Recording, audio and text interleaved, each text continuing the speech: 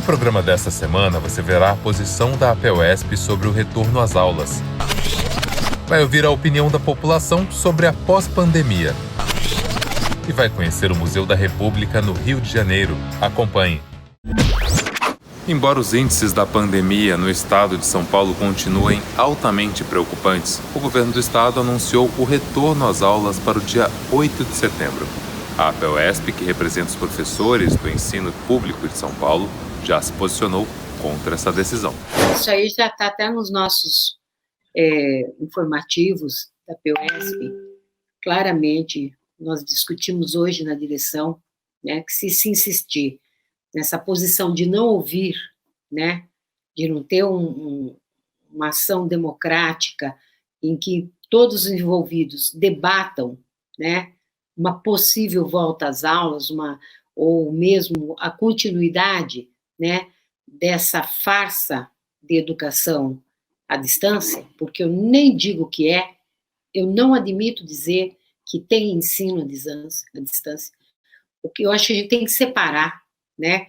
Uma coisa é o que eu entendo por ensino, né?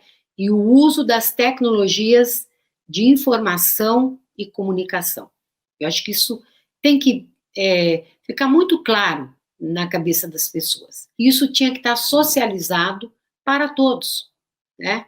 Todos os jovens, professores, enfim, todos teriam que ter direito, primeiro, à rede internacional universal, aliás, de internet, e aos computadores, enfim, aos aparelhos para acessarem. Como se a educação fosse, não se leva em conta a especificidade do ato de educar, como dizia Paulo Freire, né?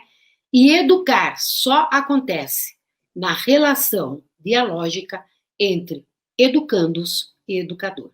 Por isso que eu me nego a falar de ensino à distância, mas mau uso das tecnologias de informação e comunicação. Alguns conteúdos, utilizar para pesquisa, fazer, buscar, né, várias outras formas de, enfim, se inteirar, sim, como meio, mas não como um fim, e transpor a sala de aulas, sobretudo, num computador, né? Veja bem, tudo se iniciou em março, a chave foi virada e todo mundo teve que se virar também para transformar o computador numa sala de aula. Em nome da garantia da vida, está aí uma pandemia e os alunos e os meninos têm que ficar em casa, e devem ficar, exatamente porque nós temos que garantir o direito à vida e nós temos que, enfim, evitar, né, porque o primeiro local que tem que ser fechado é a escola e o último a voltar à escola. O que fez o governador do estado de São Paulo hoje? Anunciou a volta às aulas no dia 8 de setembro. Mas, 8 de setembro? Tá, mas qual é a base? A base sanitária, a base científica, né? Com que base? Né?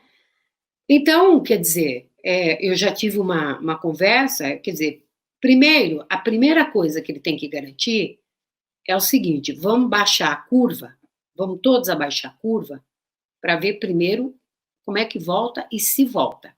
Essa é uma questão. A segunda coisa, será que simplesmente mudar, por menos alunos, mudar o tempo, mudar o dia de ir para a aula, mudar o tempo, a quantidade de horas, ou seja, se for 4, fica só 2, só isso dá conta? Não.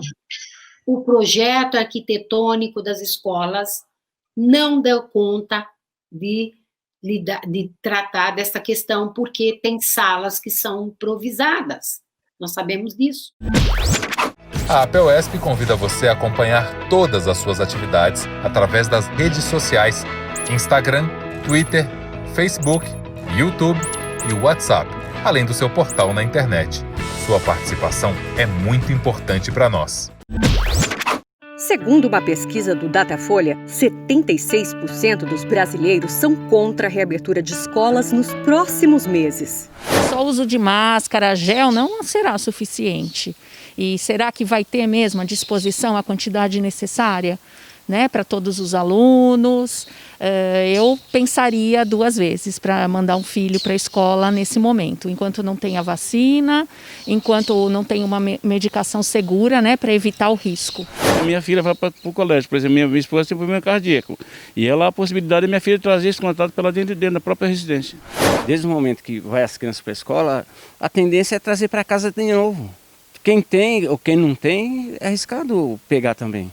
Então, voltar para a escola agora, eu acredito que não era sensato, não. Porque a situação está muito... Olha, eu moro em São Mateus, eu venho assustado nesses ônibus, com medo. Chego em casa, tem que tirar tudo a roupa e com medo de levar para a família também, porque não é só eu. Tem criança, tem neto pequeno, de 7 anos, então a gente fica preocupado mesmo.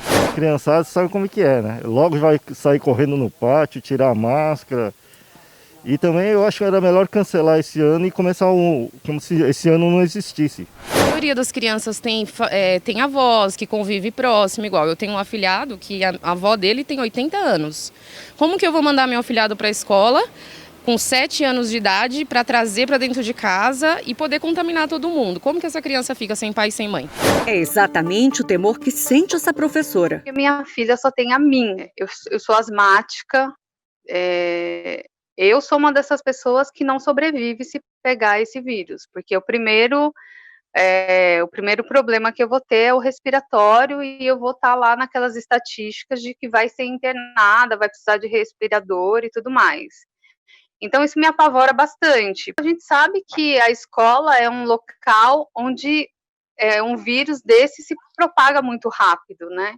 A gente acompanha aí as experiências em outros países.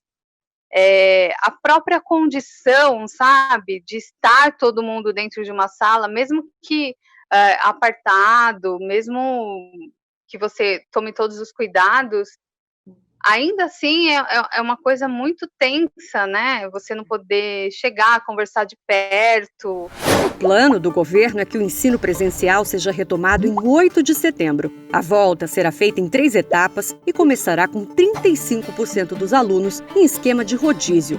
Por exemplo, se a escola tem 1.000 alunos, só poderão frequentar as aulas 350 por dia. O restante acompanhará o conteúdo nas plataformas digitais. A APOESP tem tido cuidado de ouvir especialistas para embasar sua posição contra a reabertura das escolas em setembro, que pode pôr em risco a vida de professores, estudantes e da sociedade. Ao governo do Estado de São Paulo. Queremos viver. Senhores pais e responsáveis, queridos estudantes e professores, não contribuam para a proliferação do coronavírus. Não devemos voltar às escolas enquanto houver pandemia. Pais, não mandem seus filhos às escolas enquanto não houver segurança sanitária e todas as demais condições. A defesa da vida está em primeiro lugar. Na semana passada conhecemos um pouquinho do Museu Paulista, que fica no Parque da Independência. Nessa semana, vamos conhecer um pouquinho mais sobre o Museu da República, que fica lá no Rio de Janeiro. Vamos lá? O Palácio do Catete foi construído no século XIX e foi sede do governo brasileiro por várias décadas. Com a construção de Brasília e a mudança da capital federal em 1960, o prédio tombado passou a sediar o Museu da República. O seu foco é a história da nossa vida republicana e mantém conservadas salas de reuniões ministeriais, aposentos da presidência, objetos, obras de arte e documentos. O Museu da República, lá no Rio de Janeiro, promove cidadania participativa e tem vários projetos voltados para professores e estudantes. Uma de suas publicações é a Revista do Professor, que está na 5ª edição. Aborda o ensino de história e outras disciplinas envolvendo literatura, arte, educação ambiental e noções de patrimônio material e imaterial. Todos os números da Revista do Professor podem ser acessados gratuitamente através do portal do Museu da República. O nosso programa fica por aqui, mas na semana que vem tem mais. Você pode acessar esse programa também através das plataformas digitais da APOESP. Até lá!